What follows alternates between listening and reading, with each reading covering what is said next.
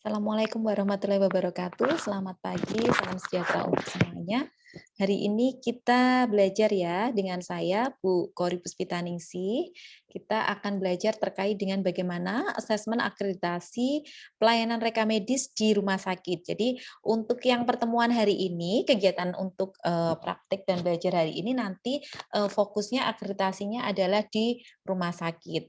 Nah, bab yang terkait dengan asesmen akreditasi pelayanan reka medis ini difokuskan juga pada bab manajemen informasi reka medis pada kelompok manajemen informasi. Jadi untuk yang pertemuan hari ini nanti kita hanya akan belajar untuk bab MIRM 1 sampai dengan MIRM 7.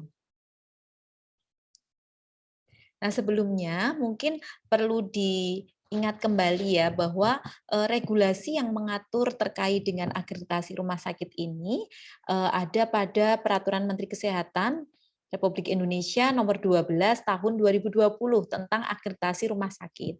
Tetapi pada bulan Februari 2022 ini juga sudah ada surat edaran nomor HK 0201 Menkes 133 2022 tentang penyelenggaraan perizinan berusaha bidang pelayanan kesehatan dan akreditasi fasilitas pelayanan kesehatan. Jadi pada prinsipnya aturan terkait dengan HK 02011333 2022 ini mencabut peraturan terkait dengan akreditasi yang pada prinsipnya menyelenggarakan terkait dengan perizinan dan akreditasi Fasyankes di masa pandemi COVID ya. Jadi dengan adanya peraturan ini maka HK tahun 2020 itu dinyatakan tidak berlaku.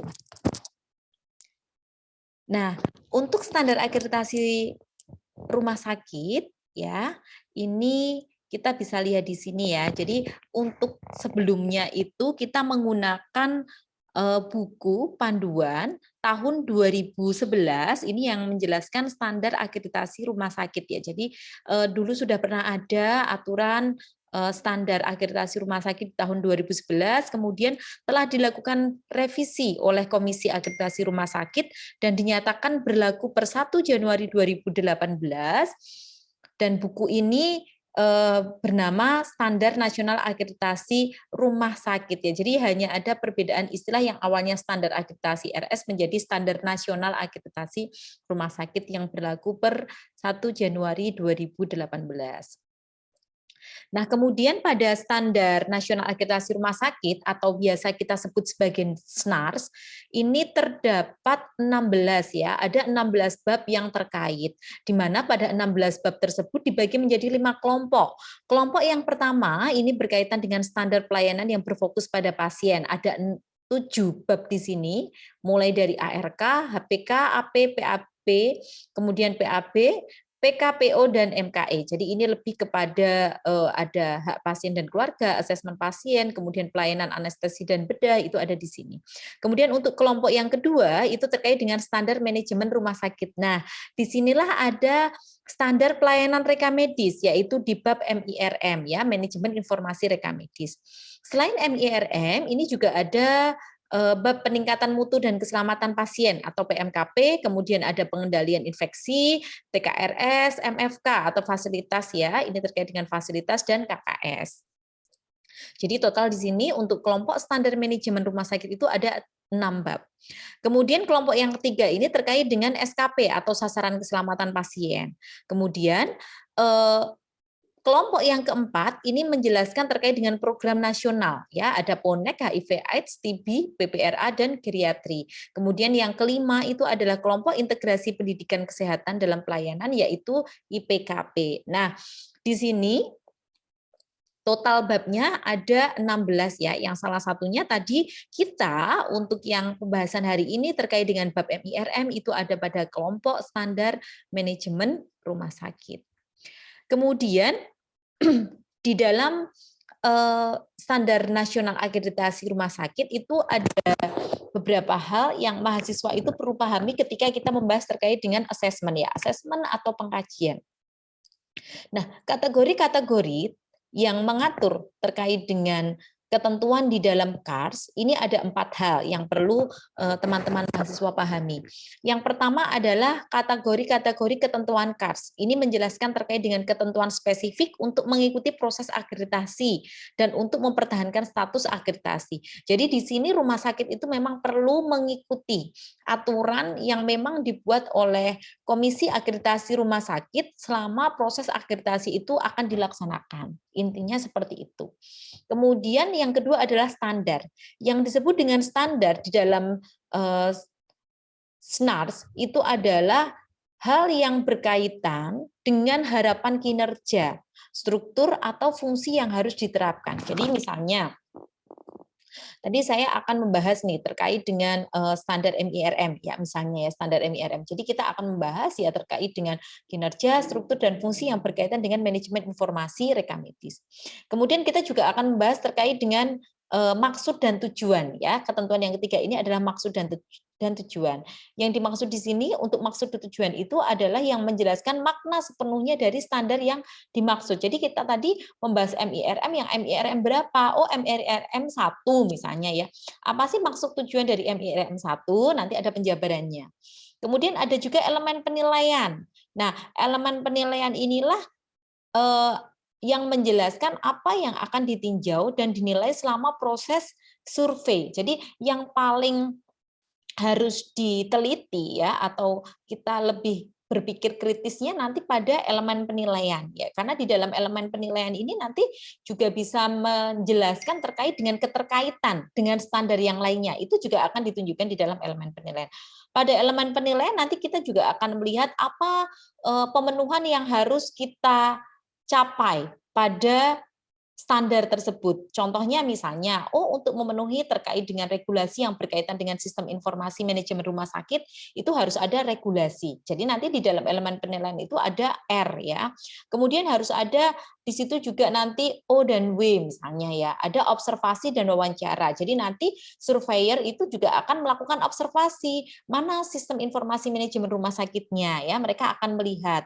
Kemudian mereka juga akan melakukan wawancara kepada pihak-pihak atau user yang memang menggunakan SIM RS tersebut. Itu contohnya ya. Jadi keempat komponen ini atau kategori terkait dengan ketentuan KARS ini harus dipahami di awal oleh mahasiswa, teman-teman sekalian, supaya nanti ketika kita membahas bab-bab yang lain atau standar-standar yang lain itu akan jauh lebih mudah untuk memahaminya. Baik, nah di dalam standar nasional akreditasi rumah sakit ya, SNARS edisi 1 tadi, itu terdapat 338 standar ya, dan 1.353 elemen penilaian. Nah, kita tidak akan membahas satu persatu ya, karena pada hari ini kita hanya akan belajar terkait dengan MIRM pada kelompok manajemen informasi. Nah, dari 16 bab tadi, ini Bu Kori berikan warna yang cukup berbeda ya. Untuk manajemen informasi dan rekam medis, MIRM itu terdapat 20 standar dengan 77 elemen penilaian ya. Jadi nanti kita akan bahas ini di dalam 2 temu. Jadi untuk video yang pertama ini kita hanya fokus di manajemen informasi, kemudian nanti di video yang kedua kita akan belajar terkait dengan manajemen rekam medisnya. Oke, yang selanjutnya terkait dengan skor penilaian. Nah, untuk bisa memahami terkait dengan assessment, teman-teman juga harus paham bagaimana cara surveyor itu akan melakukan proses penilaian. Jadi sebenarnya ada 4 komponen yang perlu dipahami. Yang pertama itu adalah terpenuhi lengkap atau biasa disingkat dengan TL. Ketika kita itu bisa terpenuhi lengkap, maka kita akan mendapatkan skor 10. Nah, bagaimana cara kita mendapatkan skor 10? Skor 10 itu bisa kita dapatkan ketika rumah sakit itu bisa memenuhi elemen penilaian tersebut minimal 80%. Kemudian terpenuhi sebagian atau nanti akan diberikan skor 5 itu ketika rumah sakit bisa memenuhi elemen penilaian ini berkisar antara 20 sampai dengan 79%. Sedangkan tidak terpenuhi atau skornya itu 0, itu ketika rumah sakit memenuhi elemen penilaian tersebut kurang dari 20. Nah, sekarang pertanyaannya, Bu, bagaimana kita bisa mendapatkan angka tersebut? Angka 75, angka 80, angka 15 itu dari mana? Ya tentunya dengan adanya kegiatan penilaian pada waktu dilakukan survei akreditasi oleh asesor akreditasi ya. Jadi di sini nanti surveyor akan melakukan proses penilaian dengan tadi elemen-elemen penilaian yang akan dilihat, mana dokumennya, mana bukti observasi, wawancara, jika ada regulasi, yang mana regulasinya. Tentunya itu sesuai dengan elemen penilaian yang akan dicapai, yang akan dinilai dan dipenuhi oleh rumah sakit tersebut. Nah, selain tadi ada penilaian skor di dalam penilaian atau asesmen akreditasi, ada juga yang disebut dengan TDD atau tidak dapat diterapkan atau not applicable ya. Jadi ini tidak bisa dinilai. Nah, bagaimana surveyor itu memberikan TDD? Nah, TDD ini akan bisa diberikan ketika elemen penilaian itu ya yang menjadi persyaratan di dalam elemen penilaian tersebut itu tidak dapat dinilai. Ya, karena tidak tercakup di dalam pelayanan rumah sakit, populasi maupun pasien. Jadi contohnya misalnya kita akan membahas terkait dengan pelayanan anestesi dan bedah. Kita akan menilai terkait dengan elemen penilainya adalah informed consent. Ternyata di rumah sakit tersebut itu pelayanan bedahnya itu tidak ada informed consent-nya ya. Jadi tidak ada pelayanan pembedahan di rumah sakit tersebut. Hanya ada pelayanan rawat jalan misalnya seperti itu. Nah, ketika tidak ada pelayanan pembedahan ya artinya ini tidak akan dinilai. Nah, ketika itu tidak akan dinilai atau tidak dapat diterapkan, maka TDD ini tidak diberikan skor dan mengurangi jumlah EP ya. Jadi pembaginya nanti akan disesuaikan, akan diadaptasi ya sesuai dengan kondisi yang ada di rumah sakit. Itu hal yang berbeda ya. Jadi kalau tadi kita mengenal TL dengan skor 10, TS skornya 5, TT skornya 0, tetapi ketika kita mendapatkan skor TDD, maka ini nggak ada skornya, dan ini akan mengurangi jumlah EP. Nah, coba contoh lain misalnya dari TDD ya, kita akan membahas terkait dengan misalnya kita akan melihat terkait dengan edukasi ya, edukasi pasien pada kasus penelitian ya, misalnya seorang pasien itu dilakukan digunakan sebagai subjek penelitian seorang dokter di rumah sakit ya, misalnya kita akan melihat seperti itu. Nah, apakah di dalam proses edukasi terkait dengan proses riset ya, riset atau penelitian tersebut itu si dokter ini meminta informed consent, persetujuan dari si subjek ya, misalnya pertanyaannya seperti itu di dalam elemen penilaian. Nah, ternyata di rumah sakit itu juga nggak ada kasus-kasus riset atau penelitian atau edukasi yang melibatkan seorang pasien berkaitan dengan subjek penelitian ya, yang memang dia menjadi uji coba misalnya terkait dengan obat baru. Nah, itu nggak ada pada kurun waktu tersebut, tidak ada. Nah, itu berarti tidak dinilai ya, itu contohnya seperti itu ya. Jadi TDD ini benar-benar untuk melihat apakah memang elemen penilaian yang akan kita nilai, yang akan kita lakukan assessment sesuai dengan standar yang sedang kita bahas itu memang tidak tercakup di dalam proses pelayanan rumah sakit. Intinya seperti itu. Ya, contohnya seperti itu ya. Jadi karena memang nggak ada proses pelayanannya ya berarti ini tidak bisa kita lihat. Intinya begitu. Kemudian ini contoh juga kita membahas terkait dengan standar MIRM 13.4. Contoh ini memang diambil supaya nanti teman-teman mahasiswa itu bisa melihat bahwa ketika ada satu skor yang 0 itu tidak memungkinkan nanti EP-EP yang lain otomatis skornya 0. Nah, itu yang harus berhati-hati. Contoh kita akan membahas terkait dengan dalam upaya perbaikan kinerja, rumah sakit secara teratur melakukan evaluasi dan review rekam medis. Nah, review rekam medis itu kan dilakukan secara berkala. Ternyata di dalam EP1 ini tidak ada kegiatan review sama sekali. Jadi nggak ada tim review, kemudian dokumen reviewnya juga nggak ada dari hasil wawancaranya. Ini bisa diperhatikan ya. Yang diminta adalah D dan W. Jadi yang diminta itu adalah dokumen dan hasil wawancara. Dari dokumennya tidak ada dokumen yang menunjukkan mana upaya perbaikan kinerja melalui proses review.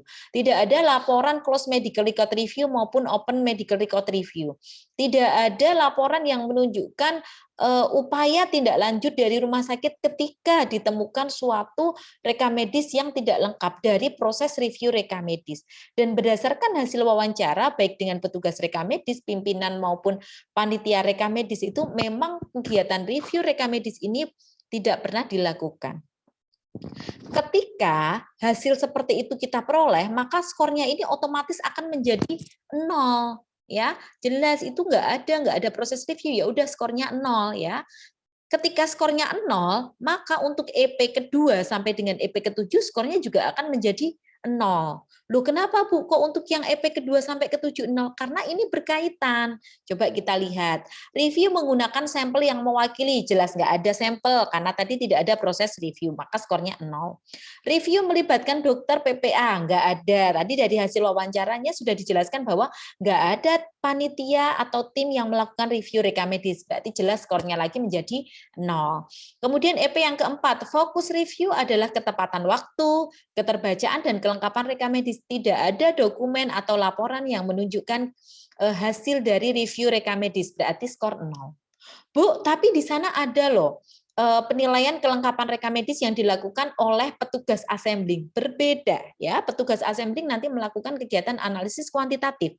Sedangkan untuk kegiatan review rekam medis ini tidak hanya dilakukan oleh petugas rekam medis saja, tetapi dilakukan oleh dokter dan PPA lainnya. Dan di situ harus ada tim yang secara resmi memang ditunjuk oleh pimpinan rumah sakit untuk melakukan kegiatan review rekam medis. Sehingga nilainya tetap 0 ya, karena tadi nggak ada. Kemudian EP yang kelima, proses review termasuk isi rekam medis harus sesuai dengan peraturan perundang-undangan. Nah, karena tadi tidak ada laporan, dari hasil wawancara juga memang tidak dilakukan, maka skornya kembali 0. Kemudian yang keenam, proses review termasuk rekam medis pasien yang masih dirawat dan pasien yang sudah pulang. Ini jelas 0, karena tadi memang nggak ada. 7 juga sama, 0. Kenapa kok 0? Hasil review dilaporkan berkala kepada direktur. Kan tadi nggak ada laporannya. Ya, berarti nilainya 0. Nah, karena ya dari awal itu memang skornya sudah 0 sampai dengan EP ke-7 skornya 0 ya, maka bisa kita sampaikan di sini bahwa untuk MIRM 13.4 skornya adalah 0.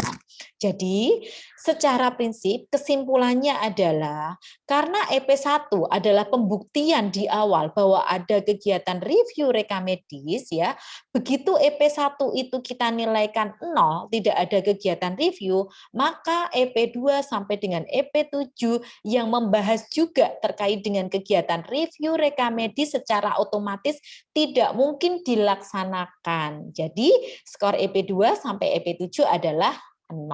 Itu cara kita melakukan self assessment secara mandiri ya. Jadi petugas rekam medis itu kan nanti juga akan terlibat di dalam proses akreditasi. Kita harus bisa melakukan self assessment secara mandiri. Apa yang harus disiapkan, apa yang harus dilakukan untuk bisa memenuhi elemen penilaian tersebut. Nah, itu salah satu contoh caranya ya. Oke, sekarang kita lanjutkan ya. Kita lanjutkan kita mulai masuk di bab manajemen informasi rekam medis pada kelompok manajemen informasi di MIRM 1 sampai dengan MIRM 7. Nah, pada standar MIRM 1 itu membahas terkait dengan penyelenggaraan sistem informasi manajemen rumah sakit atau SIM-RS yang harus mengacu ke peraturan perundang-undangan. Nah, di sini ternyata elemen penilaian yang diminta itu adalah ada regulasi ya. Jadi di sini tadi ada R ya. Ingat kalau R itu artinya adalah regulasi. Ada regulasi yang mengatur unit kerja yang mengelola SIM-RS. Jadi kita harus bisa menunjukkan mana aturannya ya, mana surat keputusan dari direktur yang mengatur bahwa ada unit IT misalnya yang memang bertanggung jawab untuk mengelola SIM-RS.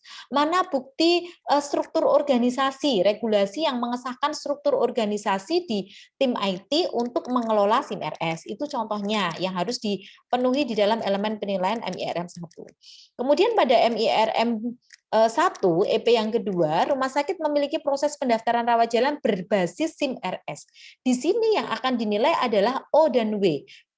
Surveyor akan melihat observasi ya, melihat. Jadi ada observasi di sini.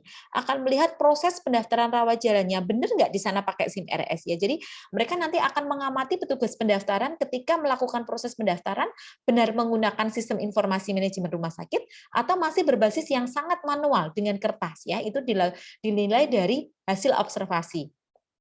Kemudian ada juga dikuatkan dengan W, wawancara. Jadi artinya petugas pendaftaran di sini nanti akan diwawancara, akan ditanya ya, apakah hanya petugas pendaftaran Bu? Tidak ya, tidak menutup kemungkinan nanti si pasien ya, pasien yang mendapatkan pelayanan rawat jalan itu juga akan diwawancara ya. Jadi nanti tergantung dari surveinya seperti apa. Jadi kita siapkan saja nanti di situ ya.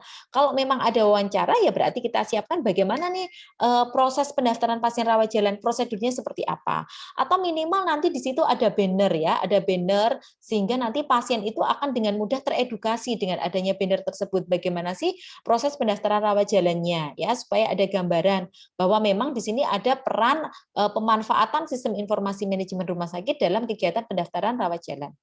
Kemudian yang EP ketiga ini yang diminta juga sama O dan W ya. Jadi rumah sakit memiliki proses pendaftaran rawat inap berbasis SIM RS sehingga publik dapat mengetahui tempat atau fasilitas yang masih tersedia. Nah, kalau sekarang sudah cukup banyak juga aplikasi dari pemerintah ya yang memfasilitasi terkait dengan proses rujukan supaya nanti rumah sakit yang merujuk ini juga bisa mengetahui sebenarnya rumah sakit di tempat yang akan dituju atau yang akan dirujuk ini masih tersedia tempat tidurnya nggak sih, itu sebenarnya juga sudah terfasilitasi. Nah, untuk pemenuhan MIRM 1 EP3 ini nanti juga yang akan dilihat adalah SIM RS ya, fitur pendaftaran rawat inap. Jadi kalau EP2 tadi fitur untuk yang pendaftaran rawat jalan, nah untuk yang EP ketiga ini yang akan dilihat adalah fitur untuk pendaftaran rawat inapnya. Kemudian yang keempat terkait dengan sumber daya manusia dalam unit kerja SIM RS yang memiliki kompetensi yang sudah terlatih. Jadi di sini yang akan dilihat adalah dokumen ya, dokumen dan hasil wawancara. Mana bukti job description-nya, uraian tugas ya, kualifikasinya apa, orang yang mengelola SIM RS tersebut ya, latar belakang pendidikannya apa, berapa kuantitasnya dilihat di pola ketenaga kerjaannya untuk tim IT-nya ya, dan ada proses wawancara. Wawancaranya ya umumnya nanti yang terkait karena ini pembahasannya terkait dengan SDM, jadi dengan kepala unit IT maupun nanti dengan kepala SDM terkait. Baik, kita lanjutkan untuk MIRM 2 ya. MIRM 2 ini rumah sakit merencanakan dan merancang proses manajemen informasi untuk memenuhi kebutuhan informasi internal dan eksternal. Nah, siapa ini informasi internal dan eksternal? Kalau untuk internal itu artinya kita itu menyediakan untuk kepentingan top manajemen, jajaran top manajemen ya. Kemudian eksternal itu siapa? Misalnya untuk kepentingan pelaporan SIRS ya. Jadi kan ada kewajiban dari rumah sakit itu juga untuk membuat laporan kepada pusat ya. Kepada Kemenkes itu kan ada melalui aplikasi SIRS. Apakah hanya terkait dengan pelaporan SIRS saja? Tidak ya, data surveillance itu juga dibutuhkan. Di Dinas Kesehatan juga dibutuhkan. Kemudian bagaimana dengan BPJS? Bagaimana dengan pemilik dari rumah sakit ya, juga akan meminta terkait dengan laporan terkait dengan kebutuhan informasi. Nah, di sini pada MIRM 2 itu EP1 yang dilihat adalah proses perencanaan kebutuhan informasi melibatkan bagian A sampai dengan C sesuai dengan maksud dan tujuan. Jadi, kalau ada kalimat seperti ini, maka kita juga harus membaca apa maksud tujuan di dalam MIRM 2 ya, karena poinnya yang di sini disebutkan adalah melibatkan bagian A sampai dengan C dan dokumen yang dibutuhkan itu adalah D dan W ya, ada dokumen dan ada proses wawancara.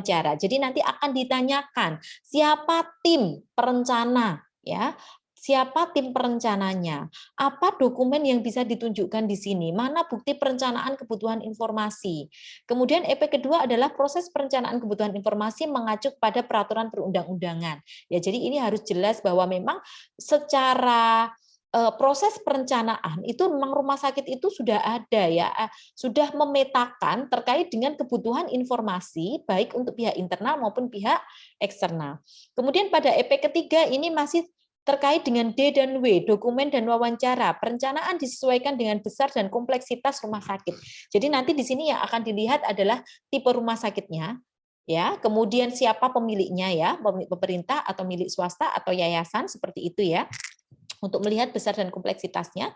Kemudian bagaimana tadi mulai dari proses perencanaan sampai dengan untuk pemenuhan kebutuhan informasi bagi pihak internal dan eksternal. Nah, itu poin yang memang perlu dipenuhi di dalam MIRM 2. Kemudian pada MIRM 3 ini menjelaskan terkait dengan para profesional pemberi asuhan atau PPA dan para kepala bidang atau divisi serta kepala unit pelayanan berpartisipasi dalam memilih, mengintegrasikan dan menggunakan teknologi manajemen informasi. Dokumen yang diminta di sini adalah dalam proses pembangunan sistem informasi rumah sakit melibatkan PPA. Jadi nanti di dalam proses perencanaan, kalau kita membahas terkait dengan siklus SDLC ya, itu kan di tahap ke-1 ada proses perencanaan. Proses perencanaan itu mulai dari analisis kebutuhan sampai dengan studi kelayakan.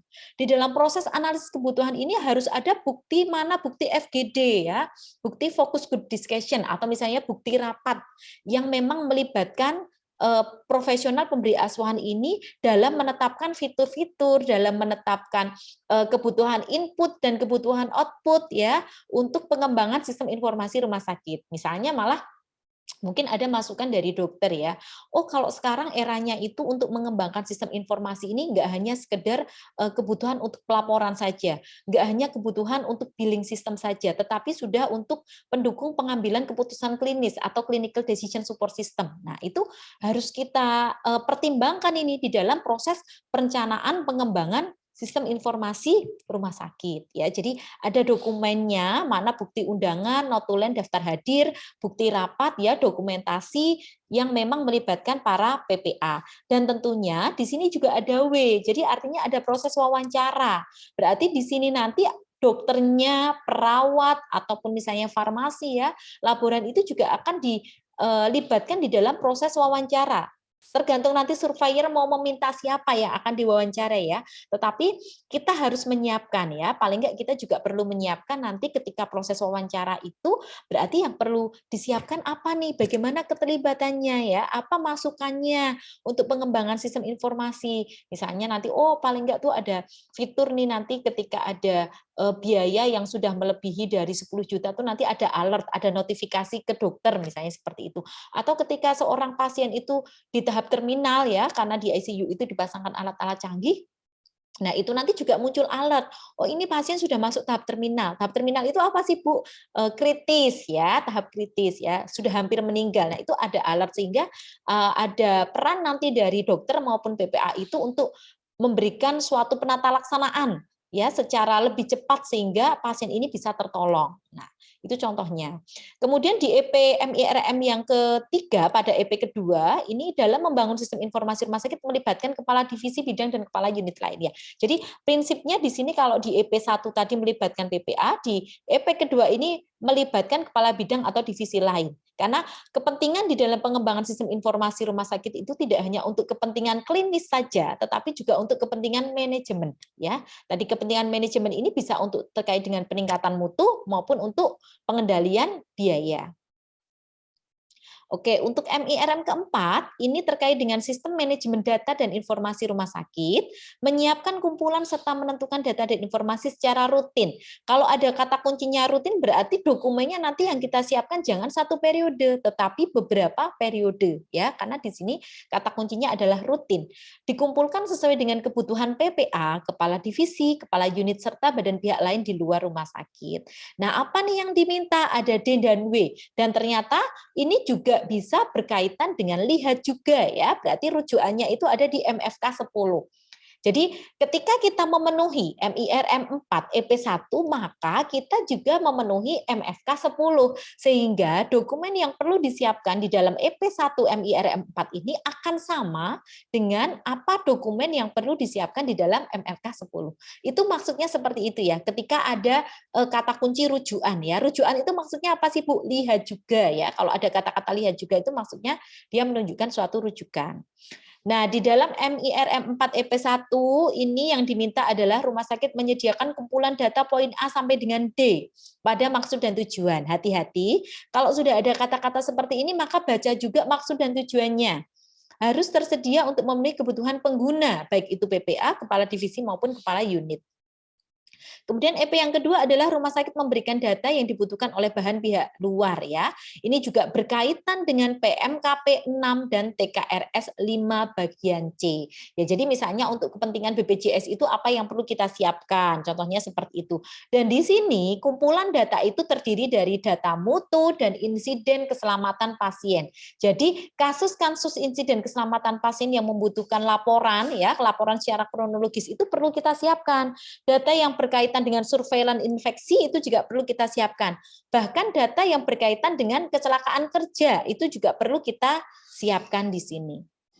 Nah, untuk MIRM 5 ini berkaitan dengan data dianalisis diubah menjadi informasi untuk mendukung asuhan pasien, manajemen rumah sakit dan program manajemen mutu serta pendidikan dan penelitian. Nah, ada 4 EP di dalam MIRM 5. Dan semuanya itu yang diminta adalah D dan W, dokumen dan wawancara. Jadi, untuk EP1 kita nanti akan menyiapkan dokumen terkait dengan proses data yang dianalisis diubah menjadi informasi untuk mendukung asuhan pasien. EP yang kedua ini berkaitan dengan data yang dianalisis untuk diubah menjadi informasi yang mendukung manajemen rumah sakit. EP3 terkait dengan program manajemen mutu. EP4 terkait dengan pendidikan dan penelitian. Ini contohnya dokumennya apa, Bu? Ya, sekarang itu ya. Apa data yang memang berkaitan dengan asuhan pasien? Oh, ada data diagnosis, ada data tindakan ya, ada data terkait dengan penunjang ya, penunjang atau tindakan penunjang medis ya, penunjang diagnosis. Itu berarti yang berkaitan dengan EP1.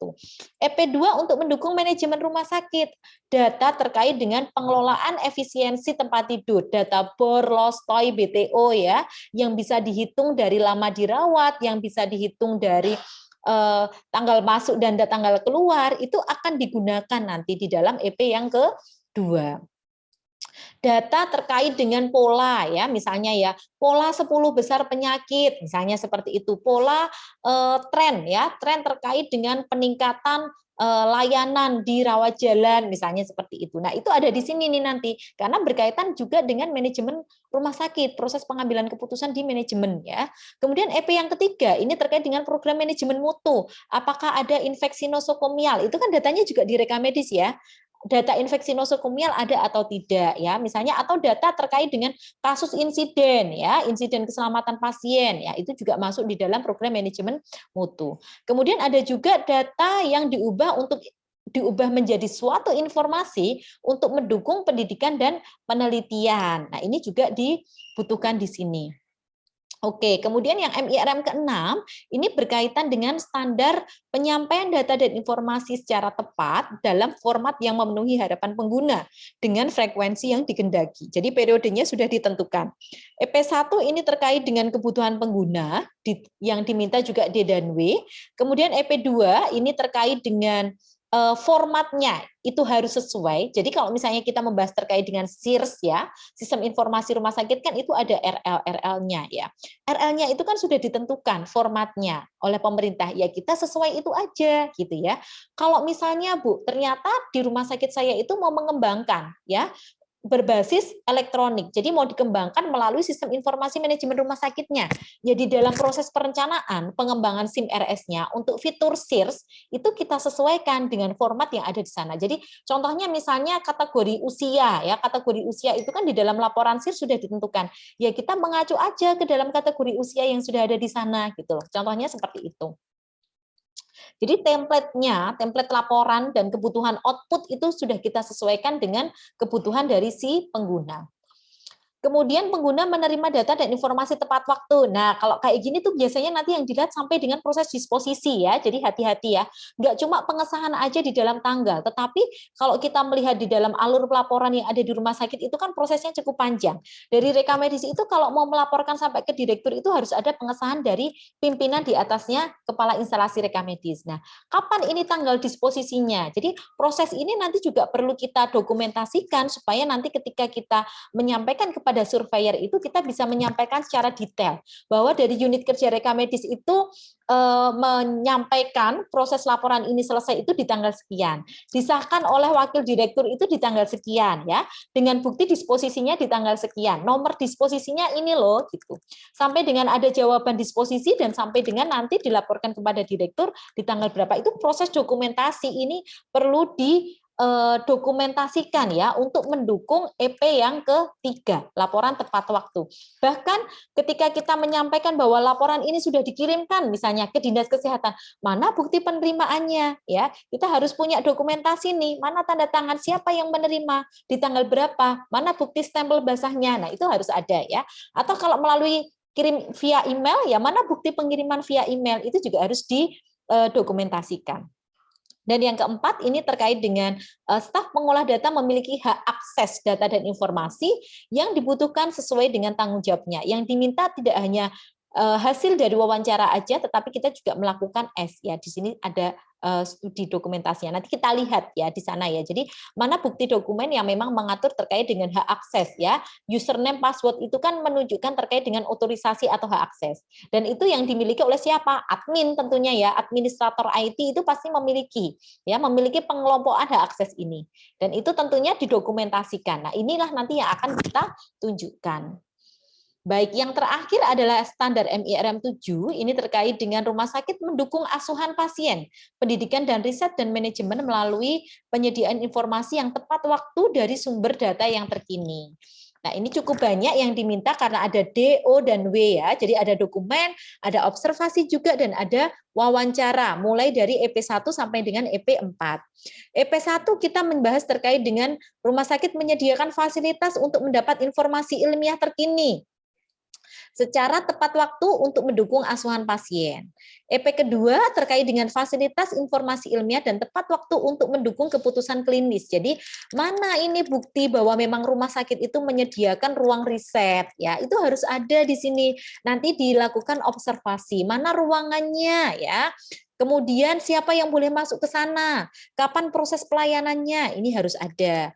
EP ketiga, rumah sakit menyediakan fasilitas untuk mendapat informasi ilmiah terkini secara tepat waktu untuk mendukung penelitian. Jadi nanti bisa didokumentasikan di sini permintaan, misalnya ada residen meminta data ke bagian rekamedis, kapan permintaannya? Kan ada form permintaan data di situ ya. Kemudian kapan kita memberikan? Nah, itu harus ada ya, didokumentasikan dengan baik.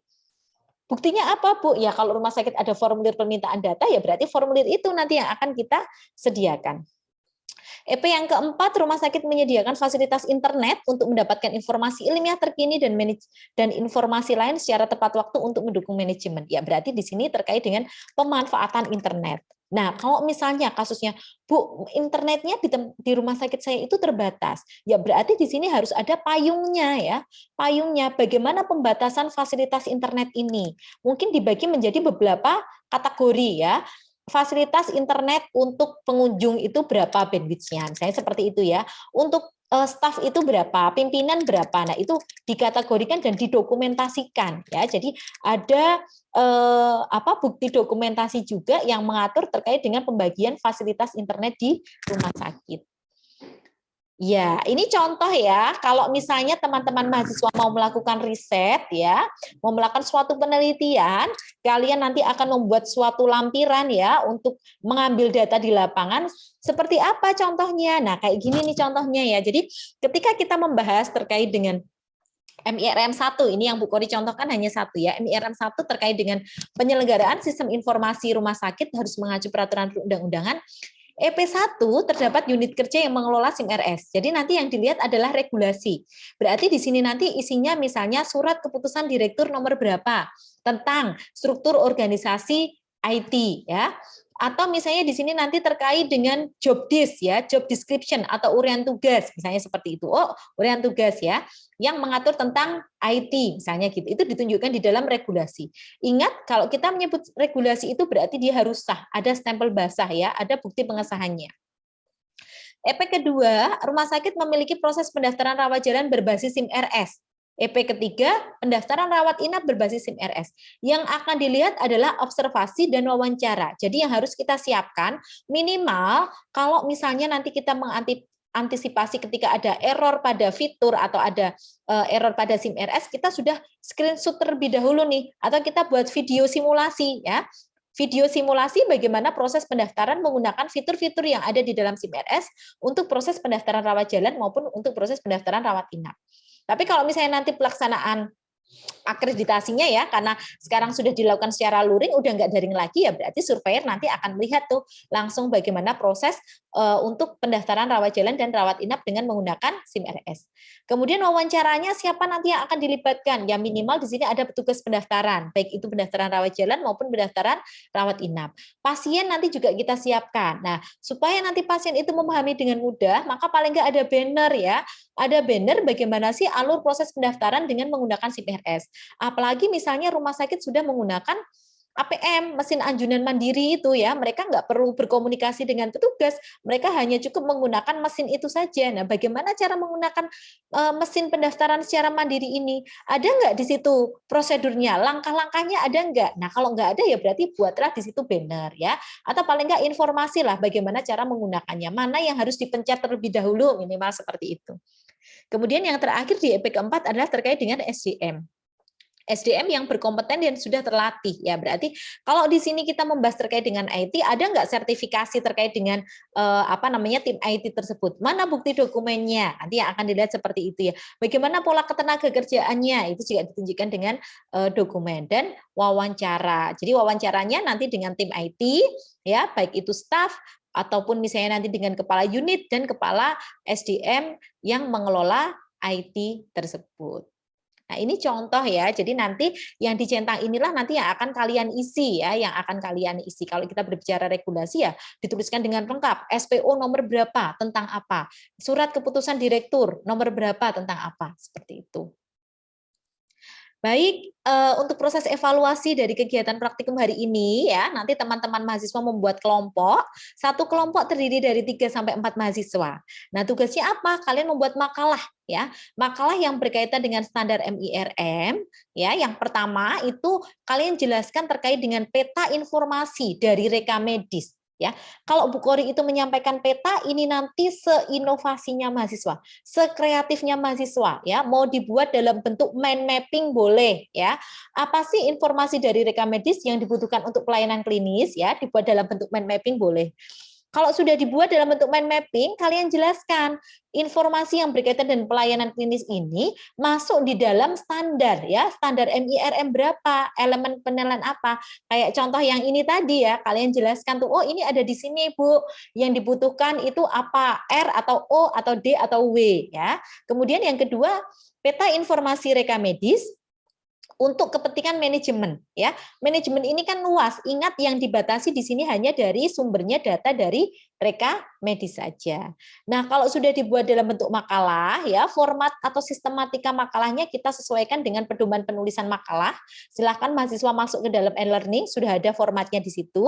Kemudian nanti makalahnya dikumpulkan melalui e-learning di dalam forum diskusi ya, sudah Bu Kori buatkan juga per kelasnya, dan nanti teman-teman mahasiswa cukup menuliskan link file Google Drive-nya ya, supaya nanti teman-teman dari kelompok yang lain juga bisa menyimak dan memberikan masukan atau tanggapan. Jadi interaksi untuk diskusi ini nanti bisa secara aktif dilakukan dengan menggunakan e-learning. Ya baik, terima kasih banyak untuk perhatiannya. Semoga bermanfaat ya. Sampai bertemu lagi di dalam pembahasan bab manajemen informasi rekam medis. Bu Kori cukupkan. Wassalamualaikum warahmatullahi wabarakatuh.